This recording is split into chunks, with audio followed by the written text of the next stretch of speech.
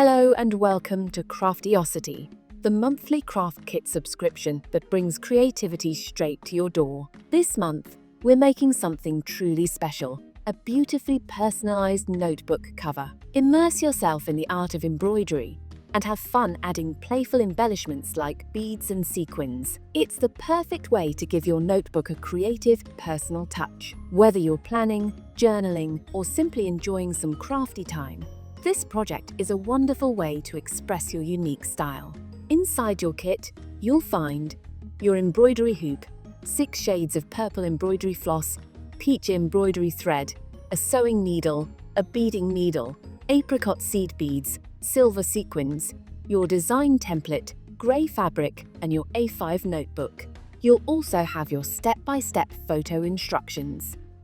Right then, let's get started with making your fabulous embroidered notebook cover. First, grab your notebook and open it flat on the fabric. Wiggle it about until it's centered, then trace around all the sides with a pencil. Don't forget to mark the edges of the spine too.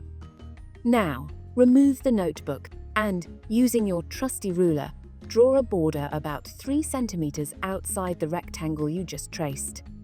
Next, draw a line from each corner of the inner rectangle to the outer rectangle to make a neat 90-degree angle. It's like geometry class, but fun. Don't forget to mark lines from the spine markings to the outer rectangle as well. Snip, snip. Cut along the outer rectangle, and while you're at it, trim away those little corner squares.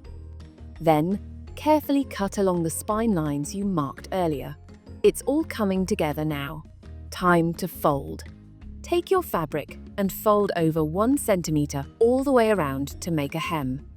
If you've got an iron handy, press it flat. No iron? No worries. Just give it a good old finger press by running your fingers firmly along the folds. Now for the stitching. Pick a single strand of embroidery thread in your favorite color. It's all about personalization after all. Thread the beading needle, the skinny one, and tie a knot at the other end. Let's do a running stitch.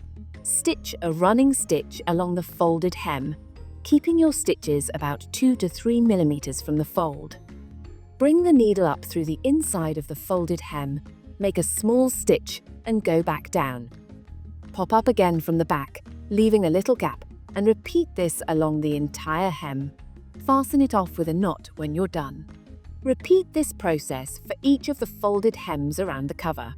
Your notebook cover is looking fabulous already. At the ends of the spine section, you'll have 2 little fabric flaps. Trim these flaps down to half their length. Fold the top of each flap down to the halfway mark, then fold over again along the pencil line. Press it flat with your iron or fingers. Stitch these spine flaps in place with a single strand of embroidery thread and a running stitch. Keep your stitches nice and neat, they'll be visible on the outside. Now fold the sides of the cover over towards the inside along the inner pencil line. Give it a press to keep it nice and flat. Corners next. Fold under the corner of each hem closest to the spine. There'll be 4 of these. Bring the corner in so it meets the pencil line, creating a diagonal edge. Stitch it down with a running stitch. At the overlapping corners, fold the top hem diagonally where the 2 hems meet. Press it flat and stitch through both layers along the diagonal fold. Be careful not to stitch through the outside of the cover. We don't want to ruin your lovely work. With the basic cover assembled, let's add some personality. Pick a phrase from the template, place it under the fabric, and trace the letters onto the cover with a pencil. Pop the fabric into the embroidery hoop, making sure your lettering is centered. Loosen the screw, tuck the fabric in, tighten it up, and you're good to go. Now you're going to backstitch your letters. The length of your chosen embroidery thread, no longer than the length of your forearm. Separate 3 strands of the thread, then thread your needle and tie a knot at the end. Start outlining your first letter by bringing the needle up through the fabric from the back. Make a small stitch along the pencil line of the lettering. Then bring the needle back down into the fabric and out the back. Next, bring the needle up again from the back. leaving a gap about the same size as your first stitch. It's time to add some serious flair with straight stitches. Start by threading your needle with a full piece of embroidery thread and tie a knot at the end. Bring the needle up through the fabric from the back and create a bold, straight stitch in any direction you like. Next, bring the needle back down into the fabric. Now, bring the needle up again, right next to the first stitch, and make a second stitch. Keep it different in length from the first, but follow the same direction. Then, go back down into the fabric. Keep repeating to create a stunning, textured effect that adds so much personality to your design. Let's add some bold pops of color with straight stitches. You'll be stitching straight lines of varying lengths, neatly placed side by side to form vibrant blocks of color. For extra flair, sprinkle different colored groups of straight stitches around your lettering. Focus especially on the sides of the letters. This creates a stunning, eye-catching effect that really makes your design stand out. Get creative and watch your work come to life, one stitch at a time. Time to dive into running stitches. They're simple, versatile, and oh so effective. Start by bringing your needle up through the fabric from the back. Make your first stitch by pushing the needle back down through the fabric. Now, bring the needle up again, leaving a little gap from where your last stitch ended. Then, make your next stitch by guiding the needle through from the back once more. Keep repeating this process to form a neat line of running stitches.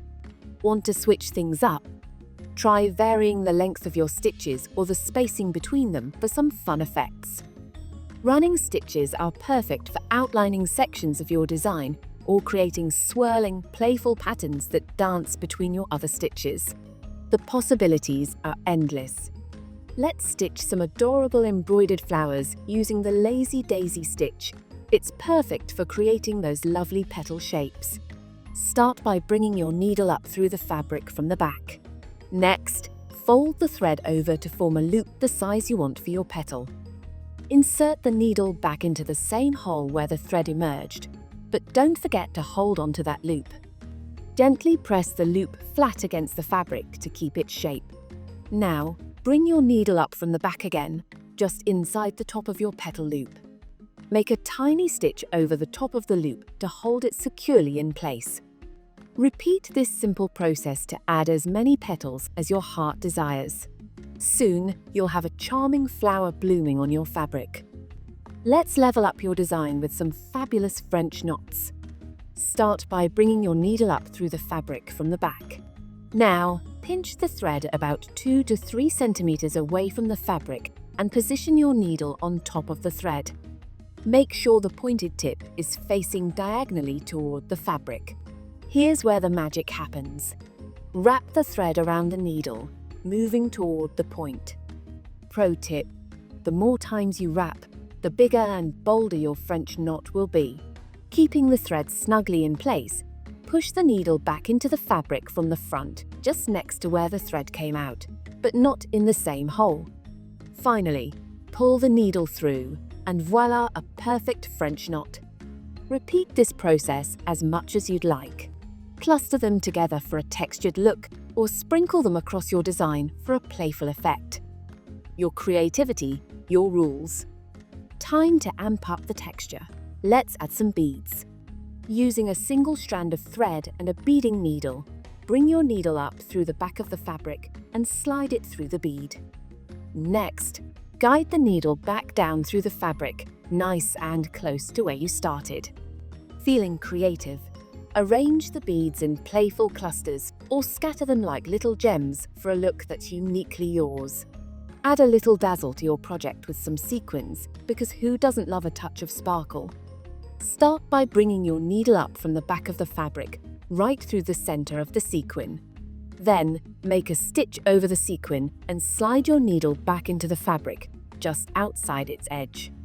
To make sure that sparkle stays put, repeat the process, but this time stitch in the opposite direction. And just like that, you've secured your glittery little gem. Let your creativity run wild. Keep adding stitches, beads, and sequins until your notebook cover sparkles with your unique personality. And voila, your one-of-a-kind, beautifully decorated notebook cover is ready to turn heads. Go ahead, show it off, and let the compliments roll in. Happy crafting, superstar!